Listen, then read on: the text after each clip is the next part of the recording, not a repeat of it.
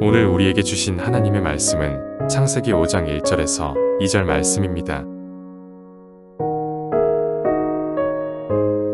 이것은 아담의 계보를 적은 책이니라. 하나님이 사람을 창조하실 때에 하나님의 모양대로 지으시되 남자와 여자를 창조하셨고 그들이 창조되던 날에 하나님이 그들에게 복을 주시고 그들의 이름을 사람이라 일컬으셨더라.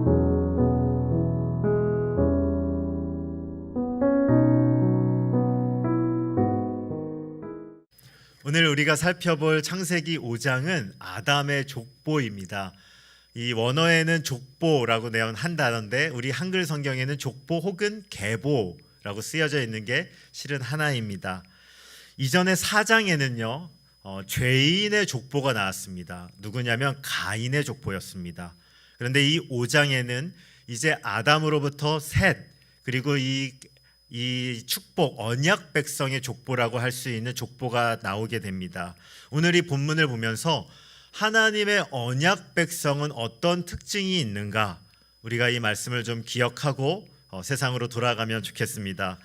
3절부터 5절까지 말씀도 제가 한번 더 읽어보겠습니다.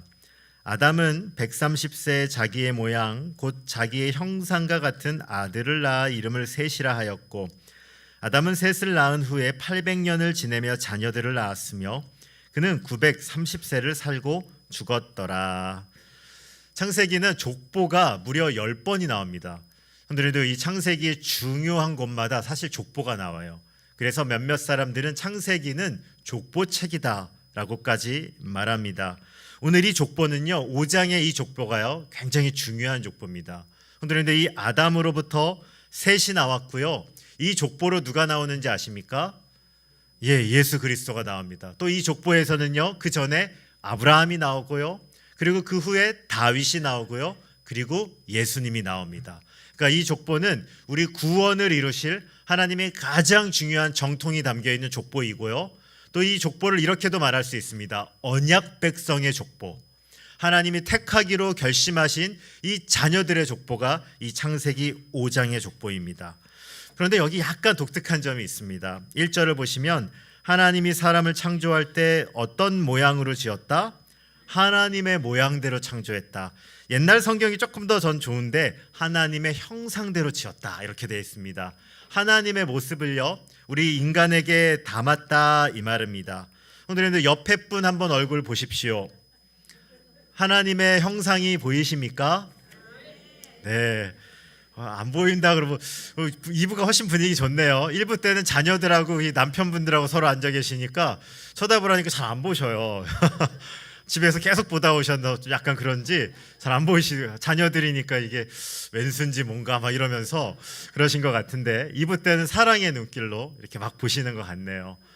네, 우리가 하나님의 형상이 있습니다. 사람 안에 그 존귀함이 있는 거죠. 오직 유일하게 인간만이 하나님과 교제할 수 있습니다. 하나님의 형상이 있다는 말은 그 닮았다는 거죠. 형들님들 자녀들이 형들님들 닮으셨죠? 다른 사람 닮으면 큰일 납니다. 나를 닮아야 됩니다. 나를 닮았다 이 말은요, 내 자녀와 내가 교제할 수 있다는 거, 내 자녀와 내가 동질감이 느껴진다 이 말은 사귈 수 있다는 말입니다. 하나님과 우리가 사귀는 존재로 만드셨다 이 말입니다. 그래서 모든 피조물 중에 인간만이 하는 일이 있습니다. 그게 뭐냐면 바로 이 시간, 예배 시간입니다. 그런데 이 시간은요, 하나님의 형상이 우리 안에 있기 때문에 그 하나님을 찾고 만나고 누리는 시간입니다. 참 신비해요. 어떤 분들은 예배 처음 나오는데도 처음 교회에 오셨는데 눈물을 막 멈추지 못하는 분도 제가 좀 봤어요.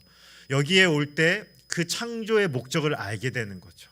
사람들은 모릅니다. 근데 여기 딱 올 때 하나님이 나를 불러주셨다는 걸 아는 거죠. 사람이 아닙니다. 하나님이 부르셨음을 알기에 이 예배에 감동이 있고 이 예배에 우리 목숨 걸고 지키는 겁니다. 그런데요, 아담과 하와가 잘 아시다시피 죄를 짓습니다. 그리고 하나님의 형상이 비록 있지만 조금 상합니다. 그래서 우리 모든 인간은 죄인으로 태어납니다. 그래서 우리가 이제 이 창세기를 보시면 이 5장 3절을 보시면 달라진 점이 있어요. 아담은 130세에 어떤 모양으로? 자기의 모양으로. 이게 달라졌습니다. 하나님의 형상으로 원래 자녀를 낳아야 되는데 이제 죄인으로 인해서 우리가 죄로 깨졌어요. 하나님의 형상이 약간 손상이 입었다 이 말입니다. 그래서 그 후에 인간은 어떤 형상으로 자녀를 낳는다? 자기의 형상으로 자녀를 낳게 됩니다. 어려운 말로 이걸요, 원죄가 유전됐다 이렇게 말합니다. 죄인이 죄인을 낳게 된 겁니다. 성도님들, 이 죄인의 한계는 어디에 있는가? 5절을 보시면 그는 930세를 살고 어떻게 됩니까? 죽었더라. 성도님들, 하나님의 말씀은 틀린 게 하나도 없습니다. 선악과를 먹으면 정령 어떻게 된다고요? 죽으리라 말씀하셨죠. 하나님의 말씀이요 그대로 실현됩니다. 이전에 가인과 아벨은 이렇게 살인이었죠. 그런데 오늘 여기 나오는 이 아담의 죽음은 인류 최초의 자연사입니다. 누가 죽인 게 아니고요. 우리 육체가 이제 드디어 나이가 들어서 하나님의 부르심을 받아 죽게 된 겁니다. 몸이 수명을 다해 죽는 일이 일어나기 시작합니다. 오늘 아주 역사적인 선언입니다. 한번 따라해 볼까요? 우리 모두는 죽습니다. 에이, 목사님 아침부터 뭐 그런 말을 하세요. 다 아는데 이럴 수 있지만, 그런데 세상을 보니까요, 안 죽는 것처럼 사는 사람들이 너무 많은 것 같아요. 그죠? 우리가 죽음을 준비하며 겸손히 살아야 되는데 영원히 살 것처럼 때로는 교만하게 사는 인생들도 있는 것 같습니다. 죽음이 우리 앞에 있다는 것, 죽음의 순서는 우리 아무도 모른다는 것, 그것이 성경이 우리에게 알려주는 하나님 말씀의 진리입니다. 제가 6절부터 8절도 한 번 더 읽어보겠습니다. 셋은 105세에 에노스를 낳았고 에노스를 낳은 후 807년을 지내며 자녀들을 낳았으며 그는 912세를 살고 죽었더라. 아멘. 족보는 말합니다. 하나님의 자녀들도 죽습니다. 오늘도 죄송합니다. 주일 아침부터 죽는다고 얘기해서 죄송합니다만 그것이 하나님의 말씀입니다. 그러나 축복이 있습니다. 언약 백성, 하나님을 택한 자들의 죽음은요 사실 축복입니다. 이게 비밀입니다. 세상 사람들에게 죽음은 저주입니다. 그러나 하나님을 믿는 사람에게 죽음은 축복이죠. 이것이 바울이 고백하는 거죠. 난 차라리 이 사이에 끼었는데 나 하나님 예수님 곁으로 가는 게 더 행복해. 하지만 오늘 우리가 여기에 있는 이유는 무엇 때문에? 사명 때문에. 하나님이 여기 두신 이유가 있기 때문에 여기에 있는 것입니다. 아무리 뛰어난 지식인이건 아무리 재산이 많건 과거에 아무리 유명했건 혹은 반대로 오늘 아무리 건강해 보이건 때로는 세상 가운데 초라한 사람이건 상관없습니다. 우리 모든 사람은 다 죽습니다. 그런데 제가 말씀드리고 싶은 게 있어요. 아까 이야기했듯이 창세기 4장에 있는 가인의 자손과 창세기 5장에 있는 이 아담의 후손, 셋의 후손, 이 언약 백성은요 차이점이 있다는 겁니다. 성경은 두 개의 족보를 놓고 우리에게 주는 메시지가 있습니다. 이전에 가인 족보를 제가 한번 읽어드리겠습니다. 창세기 4장 16절부터 18절입니다. 가인이 여호와 앞을 떠나서 에덴 동쪽 노 땅에 거주하더니 아내와 동침함에 그가 임신하여 에녹을 낳은지라. 가인이 성을 쌓고 그의 아들의 이름으로 성을 이름하여 에녹이라 하니라. 여기까지만 보겠습니다. 이게 가인 족보예요. 그리고 언약 백성의 족보, 셋의 족보는 어떤가? 6절부터 8절을 제가 한번 더 읽어보겠습니다. 셋은 105세에 에노스를 낳았고 에노스를 낳은 후 807년을 지내며 자녀들을 낳았으며 그는 912세를 살고 죽었더라. 혹시 두 족보의 차이점을 찾으셨습니까? 살짝 어렵죠? 언뜻 보면 잘 모르는 것 같은데 묘한 차이가 있습니다. 성도님들, 이 창세기예요. 언약 백성과 언약 백성이 아닌 백성의 족보의 차이점을 하나님이 두십니다. 어딜까 있을까? 제가 한 번 더 찾아보겠습니다. 창세기 36장에는요 에서 족보가 나옵니다. 이건 언약 백성입니까? 언약 백성이 아닙니까? 아니죠. 여기 족보를 제가 한번 읽어보겠습니다. 1절과 2절만 보겠습니다. 에서 곧 에돔의 족보는 이러하니라. 에서가 가나안 여인 중 헷 족속 엘론의 딸 아다와 히위 족속 시브온의 딸인 아나의 딸 오홀리바마를 자기 아내로 맞이하고, 이게 쭉 나옵니다. 그런데 에서와 반대로 있는 야곱 족보는 어떠한가? 37장 2절입니다. 야곱의 족보는 이러하니라. 요셉이 17세의 소년으로서 그의 형들과 함께 양을 칠 때 그의 아버지의 아내들 여기까지. 야곱의 족보는 이러하니라. 요셉이 몇 세에? 17세. 성도님들, 차이점이 있습니다. 언약 백성과 언약 백성이 아닌 족속의 차이점 맞습니다. 무엇이 나오냐면요, 언약 백성에게만 나이가 나옵니다. 언약 백성에게만 연대가 딱 기록돼요. 에서의 족보는요, 기록이 없어요. 나이도 없고 시간도 안 나와요. 그런데 요셉은 몇 세의 소년으로? 17세의 소년으로. 그리고 아까 전에 5장에 보시면 그 언약 백성은요, 죽을 때 몇 세에 죽었더라, 죽는 시간이 기록돼요. 근데 에서의 족보는요, 그리고 가인의 족보는 이름은 나오는데 시간이 하나도 없다는 겁니다. 오늘들 지난 시간에 보았지만 가인의 문화는요, 탁월합니다. 가인의 족속으로부터, 후손으로부터 양치는 사람, 축산업 나왔고요, 노래하는 사람 나왔고요, 대장장이 나왔고요, 문명을 이끌어가는 사람들, 세상을 화려하게 만드는 사람, 세상에서 이름난 사람들은 다 가인의 후손이에요. 그런데 성도님들, 게난 아십니까? 네, 아시는 분들이 생소하지 않으십니까? 우리 이름 생소합니다. 근데 성경은 뭐라고 써있냐면 게난은 912세를 살고 죽었더라. 912세. 유명한 사람이 아니에요. 그런데 나이와 연대를 기록하고 있습니다. 창세기는 오늘 이것을 우리에게 알려주는 겁니다. 유명한 사람이 있고 이름난 사람이 있습니다. 그러나 그들의 시간을 하나님이 기억하십니까? 기억하지 않으십니까? 기억하지 않는다는 거예요. 하나님이 주목하지 않는다는 거예요. 오늘 족보는요, 우리 이것을 강조하고 있습니다. 우리 모든 사람이 이 땅에 삽니다. 모든 인간들이 지금 이 땅에 살고 있습니다. 그러나 우리 하나님께서 기억되는 인생을 사는 사람이 있고 그렇지 못한 삶을 사는 사람이 있다는 겁니다. 세상은요, 화려함으로 그것을 알아요. 이름이 났네, 유명하네, 성공했네. 그런데 하나님의 눈은 그게 아니에요. 하나님의 눈은 언약 백성을 향해 있습니다. 이 말은 예수 그리스도를 믿는 자를 향해 하나님이 불꽃 같은 눈동자로 그들을 쳐다보신다는 겁니다. 너무너무 다른 거예요. 우리의 관점과 하나님의 위에서 우리를 내려다보는 것이 다른 겁니다. 여러분들, 제가 이제 막내가 이제 올해 학교에 입학했습니다. 네. 축하할 일인가요? 네. 그래서 처음으로 입학식에 가봤습니다. 아이들이 한 몇 명 정도 있던가요? 한 5, 6반, 한 150명, 160명 딱 되는데 우리 부모님들은 누가 눈에 들어와요? 내 아이가 들어와요. 우리 아이가 그렇게 키가 큰 게 아닙니다. 뭐 그렇다고 뭐 아주 멋있게 생긴 건 아닌 것 같아요. 솔직하게. 없으니까. 1부 때 멋있다 그랬는데 그냥 평범한 아이입니다. 그런데 부모들은 신비하게 우리 자녀들을 딱 보면 그 자녀들 뒤에 후광이 비칩니다. 뭐 그러시죠. 아무리 많은 사람들이 있어도 내 아이가 딱 보인다는 거죠. 주 안에 사랑하는 성도님들, 하나님께서 우리를 보실 때 그분의 시선이 그런 것입니다. 때로는요, 우리는 세상에서 너무 초라하게 느껴질 때 있어요. 내가 이름도 안 났는데, 내가 별 볼 일 없는 것 같은데, 세상의 화려함과 비할 때 나는 너무 초라해 보이는데, 성도님들, 그렇지 않습니다. 오늘 성경을 보십시오.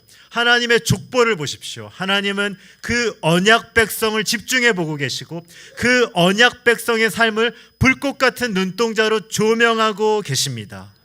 예전에 성경 공부를 하다가 30대 중반의 청년이 이제 예수님을 믿게 됐어요. 그래서 말씀이 너무 은혜롭다는 거예요. 하나님이 너 스바냐 말씀을 막 기록하면서 암송해 왔다고, 성경 공부하면서 사랑하는 자다, 그 말씀이 평생 모태신앙이었는데 30대 중반이 돼서 이제 하나님 이 뜨거운 마음이 그 청년 가운데 들어온 거죠. 그리고 이제 성경 공부하다가 다음 주에 왔는데 저한테 이러는 거예요. 목사님, 그 친구가 설계하는 친구였거든요. 근데 저는 유용한 사람이 되고 싶습니다. 저를 교회에서 좀 사용해 주세요. 저 교회에서 좀 어디 좀 써주세요. 근데 교회가 좀 그래요.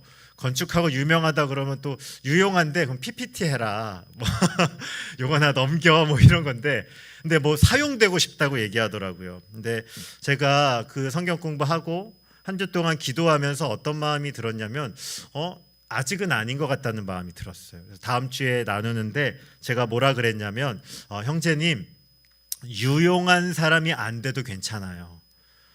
형제님의 존재로 하나님 앞에 이미 너무 귀해요.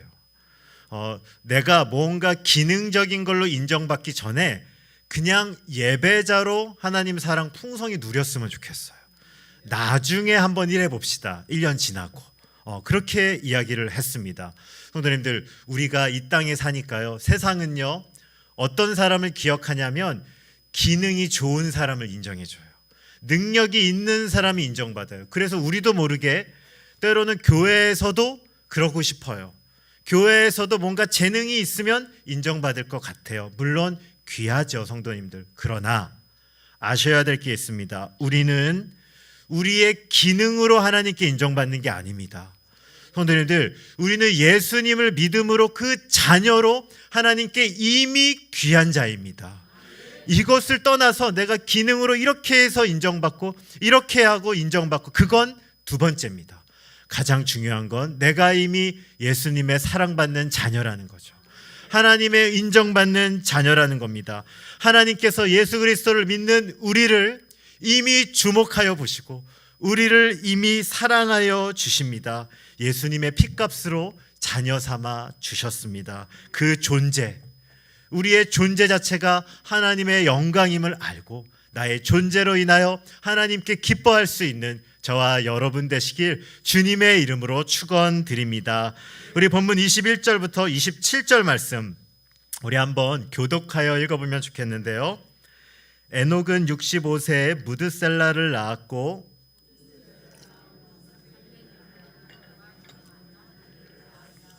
그는 365세를 살았더라.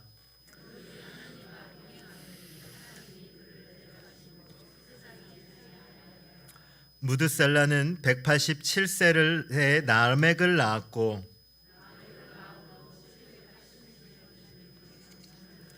함께 읽겠습니다. 그는 969세를 살고 죽었더라. 아멘. 그럼 오늘 언약 백성은 어떻게 살면 될까? 이 이야기를 좀 나누고 싶습니다. 여기 주목해 볼 사람이 있는데 에녹과 무드셀라입니다. 여기 에녹은 가인의 자손과는 또 다른 에녹입니다. 동명이인이에요. 여기 에녹에 대한 설명이 이렇습니다. 65세에 무드셀라를 낳았다. 그리고 300년 동안 하나님과 동행했다. 그리고 365세에 죽음을 맛보지 않고 하나님이 그를 데려가셨다. 이렇게 되어 있습니다. 하나님과 죽음을 보지 않고 하나님께 부르심을 받은 딱 두 명이 있죠. 누구 있죠? 엘리야가 있고 그리고 여기 에녹이 나옵니다. 그런데 그가 처음부터 하나님과 동행한 것은 아닙니다. 언제부터 하나님과 동행했냐? 22절을 나오면 누구를 낳은 후부터?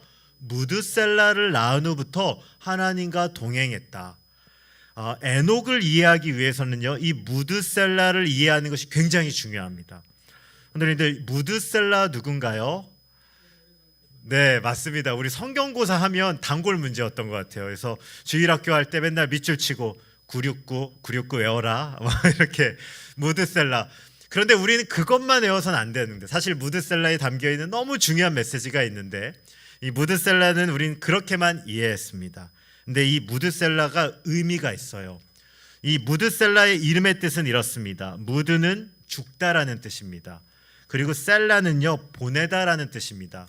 그래서 우리 청교도 신학자 중에 경건한 아더 핑크라는 신학자는 무드셀라를 이렇게 해석합니다. 하나님께서 무드셀라가 탄생할 때 무드셀라가 죽으면 심판이 온다. 이게 그의 이름의 뜻이라는 거예요. 그래서 이 에녹이 무드셀라가 탄생할 때 하나님의 메시지를 받은 거죠. 네 아들이 기준이다. 네 아들이 죽을 때 하나님이 이 세상을 심판할 것이다. 비록 언약 자손들이 이 땅에 살았지만 성도님들 세상이 거룩하지 않았습니다. 말씀드렸듯이 가인 자손이 득세했습니다. 세상이 너무너무 타락했습니다. 하나님께서 에녹에게 메시지를 주신 거죠. 네 아들의 죽음이 이 세상의 심판의 기준이다. 그러니까요, 에녹이 아들이 태어날 때부터 하나님과 동행을 시작한 겁니다. 마지막을 준비한 겁니다. 정말로 무드셀라의 죽음과 세상의 심판이 연관이 있을까? 한번 수학 문제를 내보겠습니다. 무드셀라가 969살을 살죠.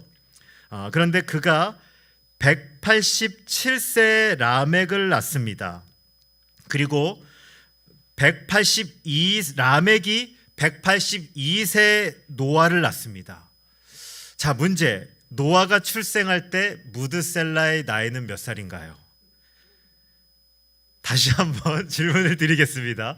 갑자기 조금 긴장하시고, 무드셀라가 187살에 라멕을 낳습니다. 아들을 낳았어요. 그리고 이 라멕이 182세 노아를 낳습니다. 그럼 무드셀라는 노아가 태어날 때 몇 살인가? 369세입니다. 잘하셨습니다. 노아가 태어날 때 무드셀라가 369살입니다. 그러면요, 무드셀라 몇 살까지 살았죠? 969살 살았죠. 그러면은 이게 맞아 떨어질까? 자, 창세기 7장 11절과 12절을 제가 읽어보겠습니다. 노아가 600세 되던 해 둘째 달 곧 그 달 11의 날이라. 그 날에 큰 기품의 샘들이 터지며 하늘의 창문들이 열려. 선생님들, 이야, 이거 보면 놀라셔야 되는데 별로 우리는 감동이 없죠. 저는 처음 성경 공부할 때 너무너무 깜짝 놀랐어요. 노아가 600세 되던 해가 무드셀라 몇 살? 969살입니다. 기가 막힌 거죠. 무드셀라 969살, 무드셀라가 죽던 그 해 드디어 홍수가 일어난 겁니다. 하나님의 말씀대로 무드셀라가 기준이었습니다. 무드셀라의 죽음을 시작으로 이제 세상에 심판이 일어난 겁니다. 성도님들, 무드셀라가 그냥 오래 산 게 아니에요. 왜 무드셀라가 오래 살았냐면 하나님의 심판의 기준이기 때문에 오래 산 거예요. 하나님의 심판이 어떻다? 오래 참으신다는 거예요. 오래 인내하신다는 거예요. 그게 심판의 하나의 모습입니다. 그러나 또 하나의 모습은 무엇이냐면 반드시 심판은 있다는 거예요. 오래 참쓴 거 맞습니다. 그러나 심판은 있습니다. 그래서 무드셀라의 나이가 969살. 성경에서 가장 오래 산 이유가 여기에 있다는 것이죠. 더 놀라운 사실은 노아 시대 사람들이 심판에 대해서 두려워하지 않습니다. 아무런 감각이 없어요. 하나님 반드시 말씀으로 심판했습니다. 반드시 경고하셨습니다. 마치 무엇과 같습니까? 오늘날 이 시대와 같습니다. 성도님들, 심판 준비하고 계십니까? 저는 항상 생각해요. 오늘 당장 예수님 와도요, 하나 이상하지 않은 시대입니다. 정말 말세 아닙니까? 정말 우리는 심판을 준비하고 있습니까? 오늘 이 무드셀라의 아버지 에녹으로 한번 가보겠습니다. 에녹이 어떻게 살았을까요? 이 경고를 받지 않았습니까? 이 쉬운 성경으로 제가 유다서, 신약에 오면 이 에녹에 대해서 하나님께서 말씀해 놓은 장면이 있습니다. 제가 한번 쉬운 성경 유다서 1장 14절과 15절을 읽어보겠습니다. 아담의 7대 후손인 에녹은 이러한 사람들에 대해 다음과 같이 예언하였습니다. 주님께서 수많은 거룩한 천사들을 거느리고 곧 오실 것이다. 오셔서 각 사람을 심판하시고 하나님을 거역한 자들에게 벌을 내리실 것이다. 그들이 저지른 악한 일들과 하나님에 대해 마음대로 떠들었던 죄에 대해 그들은 벌을 받게 될 것이다. 에녹은 하나님의 심판을 이 시대에 전했습니다. 하나님의 심판이 올 것을 말했습니다. 그러나 아무도 에녹의 말을 주목하지 않았습니다. 에녹은 인기가 없는 사람이었을 거예요. 저는요, 에녹은 가는 데마다 핍박받았을 것 같아요. 그리고 사람들은 에녹에게 돌을 던졌을 거라 생각합니다. 에이, 재수없어. 가는 데마다 심판이야. 지금 세상이 어떤데? 그게 에녹의 삶이었습니다. 하나님께서는요, 길이 참고 그 무드셀라의 죽음 앞에 드디어 저주와 그리고 심판을 내리셨습니다. 하나님이 이 에녹의 삶을 귀하게 여기셨습니다. 히브리서 11장의 믿음장에 하나님은 에녹을 기록하고 계십니다. 제가 5절 읽고요. 우리 6절을 모든 성도님들 함께 읽겠습니다. 믿음으로 에녹은 죽음을 보지 않고 옮겨졌으니 하나님이 그를 옮기심으로 다시 보이지 아니하셨느니라. 그는 옮겨지기 전에 하나님을 기쁘시게 하는 자라 증거를 받았느니라. 함께 읽겠습니다. 시작.